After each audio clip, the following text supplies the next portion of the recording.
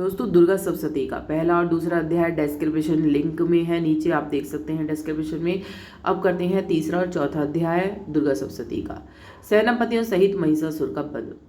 महिषासुर मेघ ने कहा, महिषासुर की सेना नष्ट होती देखकर उस सेना का सेनापति चिचुर क्रोध में भर देवी के साथ युद्ध करने के लिए आगे बढ़ा।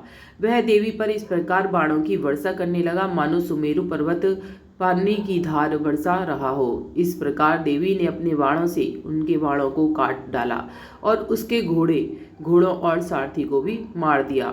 साथ ही उसके धनुष और उसकी अत्यंत ऊंची ध्वजा को भी काटकर नीचे गिरा दिया।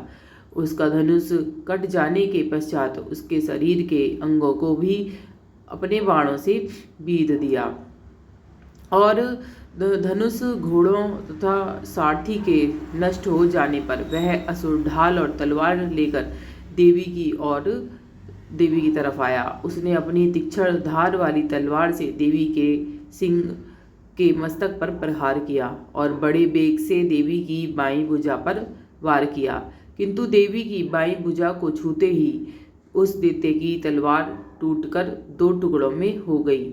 इससे दैत्य ने क्रोध में भरकर शूल हाथ में लिया और उसे भद्रकाली देवी की ओर फेंका। देवी की ओर अस्त आता हुआ वह शूल आकाश से गिरते हुए सूर्य के समान प्रज्वलित हो उठा। उस शूल को अपनी ओर आते हुए देखकर देवी ने भी शूल छोड़ा और महाअसुर के शूल के 100 टुकड़े कर दिए और साथ ही महाअसुर के प्राण भी हर लिए। चिचुर के मरने पर देवताओं को दुख देने वाला चामर नामक दैत्य हाथी पर सवार होकर देवी से लड़ने के लिए आया और उसने आने के साथ ही शक्ति से प्रहार किया, किंतु देवी ने अपनी हुंकार से ही उसे तोड़कर पृथ्वी पर डाल दिया। शक्ति को टूटा हुआ देखकर दैत्य ने क्रोध से लाल होकर शूल को चलाया, किंतु देवी ने उसको भी काट दिया। इतने में देवी का सिंह उछलकर हाथी के मस्तक पर सवार हो गया और दैत्य के साथ ही बहुत ही तीव्र युद्ध करने लगा। फिर वह दोनों लड़ते हुए हाथी पर से पृथ्वी पर आ गिरे और दोनों बड़े क्रोध से लड़ने लगे। फिर सिंह बड़े जोर से आकाश की ओर उछला और जब पृथ्वी की ओर आया तो अपने पंजों से चामर का सिर धड़ से अलग कर दिया। क्रोध से भरी हुई देवी ने शीला और वृक्ष आदि की चोटों से उद्ग्र को भी मार दिया।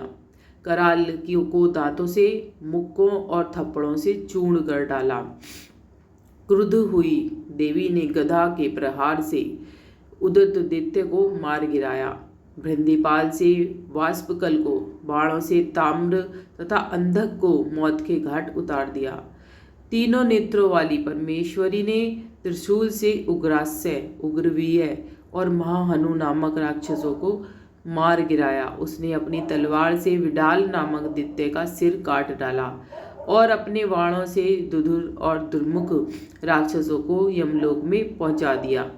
इस प्रकार जब महिषासुर ने देखा कि देवी ने मेरी सेना को नष्ट कर दिया है तो वह भैंसे का रूप धारण करके देवी के गणों को दुख देने लगा। उन गणों में कितनों को उसने मुख के प्रहार से, कितनों को खूरे से, कितनों को मुख से, पूंछ से, कितनों को सिंगों से, बहुत को दौड़ाने के बेग से, अनेकों को सिंहनाद से, कितनों को चक्कर देकर और कितनों को श्वास वायु के झोंकों से पृथ्वी पर गिरा दिया। वह दैत्य इस प्रकार गणों की सेना को गिरा देवी के सिंह को मारने के लिए दौड़ा। इस पर देवी को बहुत गुस्सा आया। उधर दैत्य भी क्रोध में भरकर देवी धरती को खूरों से खोदने लगा तथा सिंगों से पर्वतों को उखाड़ उखाड़ कर धरती पर फेंकने लगा और मुख से शब्द करने लगा। महिषासुर के बेग से चक्कर देने के कारण पृथ्वी क्षुब्ध होकर फटने लगी। उसकी पूंछ से टकराकर समुद्र चारों ओर फैलने लगा। हिलते हुए सींगों के आघात से मेघ खंड खंड हो गए और श्वास से आकाश में उड़ते हुए पर्वत फटने लगे। इस तरह क्रोध से भरे हुए राक्षस को देख चंडिका को भी क्रोध आ गया और वह उसे मारने के लिए क्रोध से में भर गई। देवी ने पास फेंककर दैत्य को बांध दिया और उसने बंध जाने पर दैत्य का रूप त्याग लिया। और ज्यों ही देवी उसका सिर काटने के लिए तैयार हुई और उसने पुरुष का रूप बना लिया, जो कि हाथ में तलवार लिए हुए था। देवी ने तुरंत ही अपने बाणों के साथ उस पुरुष को उसकी तलवार ढाल सहित बीध डाला। इसके पश्चात वह हाथी के रूप में दिखाई देने लगा और अपनी लंबी सूंड से देवी के सिंग को खींचने लगा और गर्जने लगा। देवी ने अपनी तलवार से उसकी सूंड काट डाली। तब राक्षस ने एक बार फिर भैंसे का रूप धारण कर लिया और पहले की तरह चर अचर जीवों सहित समस्त त्रिलोकी को व्याकुल करने लगा। इसके पश्चात क्रोध से भरी हुई देवी बारंबार उत्तम मधु का पान करने लगी और लाल लाल नेत्र करके हंसने लगी। फिर उधर जो बलवीर्य तथा मद से युक्त क्रुद्ध हुआ दैत्य भी गर्जने लगे। अपने सिंगों से देवी पर पर्वतों को फेंकने लगा। देवी अपने बाणों से उसके फेंके हुए पर्वतों को चूर्ण करती हुई बोली, ओ मूढ़, जब तक मैं मधुपान कर रही हूँ तब तू गरज ले, और इसके पश्चात मेरे हाथों तेरी मृत्यु हो जाने पर देवता गरजेंगे। महर्षि मेघा ने कहा, यों जो कह देवी उछलकर उस दैत्य पर जा चढ़ी और उसको अपने पैर से दबाकर सूल से उसके गले पर आघात किया। देवी के पैर से दबने पर भी दैत्य अपने दूसरे रूप से अपने मुख से बाहर होने लगा। अभी वह आधा ही बाहर निकला था कि देवी ने अपने प्रभाव से उसे रोक दिया। जब वह आधा निकला हुआ ही दैत्य युद्ध करने लगा तो देवी ने अपनी तलवार से उसका सिर काट दिया। इसके पश्चात सारी राक्षस सेना हाहाकार करती हुई वहां से भाग खड़ी हुई और सब देवता अत्यंत प्रसन्न हुए तथा ऋषियों महर्षियों सहित देवी की स्तुति करने लगे। गंधर्व राज गान करने तथा अप्सराएं नृत्य करने लगी। बोल सच्चे दरबार की जय, बोल अम्बे मात की जय। दोस्तों आप इसे म्यूट कर भी पढ़ सकते हैं और स्पीड अप पे लगा के भी कर सकते हैं सेटिंग पे जाके। तो करते हैं चौथा अध्याय, इंद्रादि देवताओं द्वारा देवी की स्तुति। इसमें बताया जाएगा।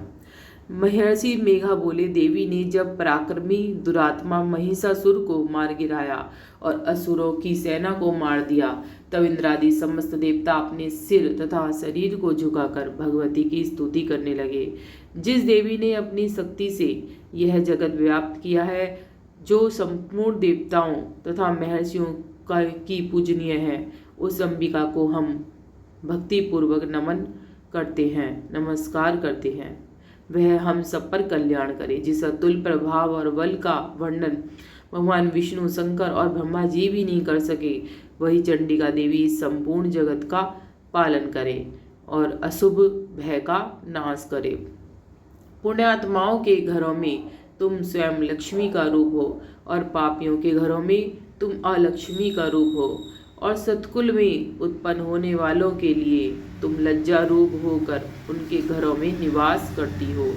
तुम दुर्गा भगवती को नमस्कार करते हैं। हे देवी, इस विश्व का पालन करो। हे देवी, हम तुम्हारे अचिंतनीय रूप का किस प्रकार वर्णन करें। असुरों का नाश करने वाले भारी पराक्रम समस्त देवताओं और दैत्यों के विषय में जो तुम्हारे पवित्र चरित्र हैं, उसका हम किस प्रकार वर्णन करें। हे देवी, त्रिगुणात्मा का होने पर भी तुम संपूर्ण जगत की उत्पत्ति का कारण हो। हे देवी, भगवान विष्णु, शंकर आदि किसी भी देवता ने तुम्हारा पार नहीं पाया। तुम स्वर्ग की आश्रय हो। यह संपूर्ण जगत तुम्हारा ही अंश रूप है, क्योंकि तुम सबकी आदि भूत प्रकृति हो।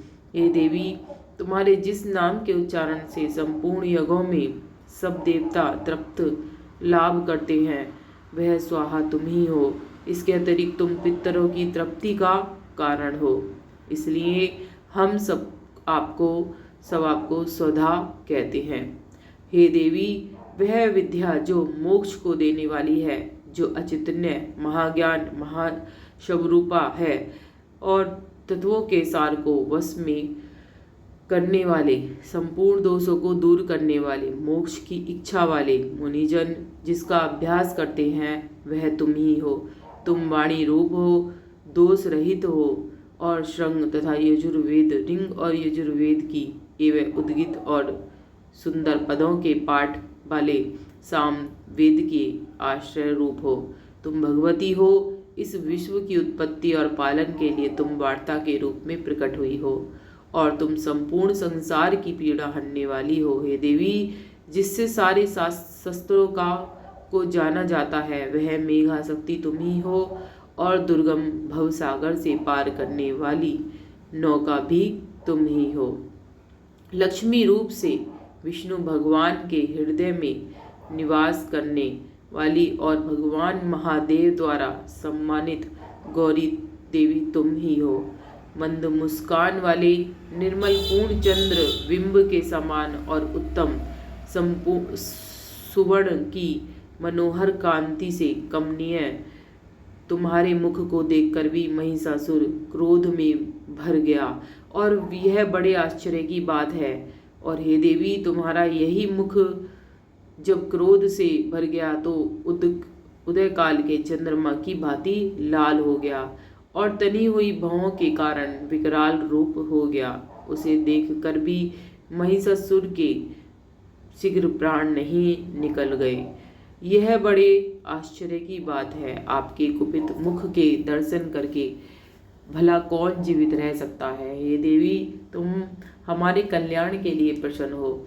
आपके प्रसन्न होने से इस जगत का अभ्युदय होता है, और जब आप क्रुद्ध हो जाती हो तो कितने ही कुलों का सर्वनाश हो जाता है। यह हमने अभी अभी जाना है कि जब तुमने महिषासुर की बहुत बड़ी सेना को देखते देखते मार दिया है। हे देवी, सदा अभ्युदय प्रताप देने वाली तुम जिस पर प्रसन्न हो जाती हो, वही देश में सम्मानित होते हैं। उनके धन यश की वृद्धि होती है, उनका धर्म कभी स्थिर नहीं होता है, और उनके यहाँ अधिक पुत्र पुत्रियाँ और नौकर भी होते हैं। हे देवी, तुम्हारी कृपा से ही धर्मात्मा पुरुष प्रतिदिन श्रद्धापूर्वक यज्ञ करता है और धर्मानुकूल आचरण करता है, और उसके पश्चात से स्वर्ग लोक में जाता है, क्योंकि तुम तीनों लोगों में मनवांछित फल देने वाली हो। हे माँ दुर्गे, तुम स्मरण करने पर संपूर्ण जीवों के भय को नष्ट कर देती हो, और स्थिर चित्त वालों के द्वारा चिंतन करने पर उन्हें और अत्यंत मंगल देती हो। हे दरिद्र दुख नाशिनी देवी, तुम्हारे सिवा दूसरा कौन है। तुम्हारा चित्त सदा दूसरों के लिए उपकार में लगा रहता है। हे देवी, तुम शत्रुओं को इसलिए मारती हो कि उनके मारने से दूसरों को सुख मिलता है। वह चाहे नरक में जाने के लिए चिरकाल तक पाप करते हों, किंतु तुम्हारे साथ युद्ध करके सीधे स्वर्ग को जाएं, इसलिए तुम उनका वध करती हो। हे देवी, क्या तुम दृष्टिपात मात्र से समस्त असुरों को भस्म नहीं कर सकती? अवश्य ही कर सकती हो, किंतु तुम्हारा शत्रुओं को शस्त्रों के द्वारा मारना इसलिए है कि शस्त्रों के द्वारा मरकर वे स्वर्ग को जाएं। इस तरह से हे देवी, उन शस्त्रों के प्रति भी तुम्हारा विचार उत्तम है। हे देवी, तुम्हारे उग्र खड्ग की चमक से और त्रिशूल की नोक की कांति की किरणें से असुरों की आंखें फूट नहीं गईं।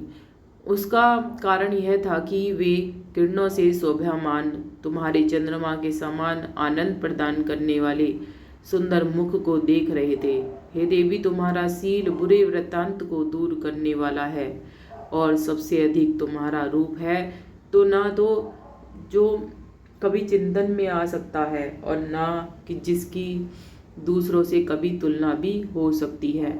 तुम्हारा बल व पराक्रम शत्रुओं का नाश करने वाला है।